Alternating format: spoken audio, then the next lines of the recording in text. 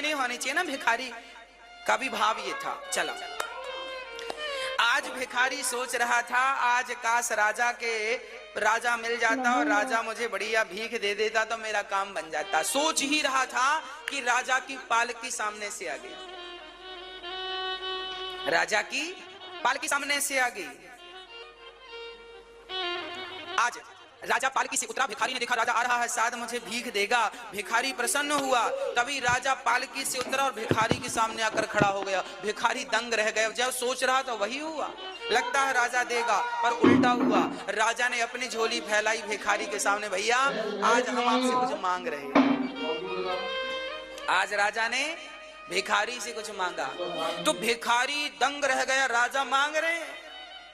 तो भिखारी ने अपनी झोली में हाथ डाला तो मुट्ठी भर गेहूं आ गया।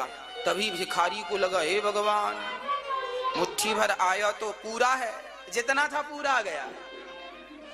अब भिखारी ने सोचा यदि मैंने सारा दे दिया तो इस राजा को कोई कमी है क्या।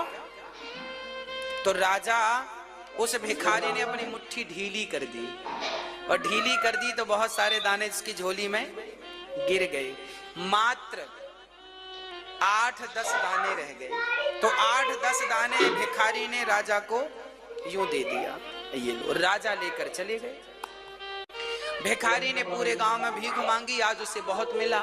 जब घर लेकर आया, उसने सारा अनाज रखा तो उसने देखा कि उसके अनाजों में कुछ चमक रहा है। ध्यान से देखा तो उतने ही दाने सोने के हो गए थे जितने दाने उन्होंने राजा को दान में दिए थे।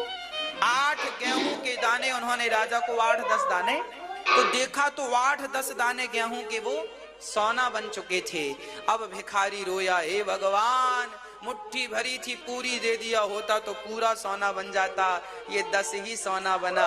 मतलब आप जितना दे रहे हैं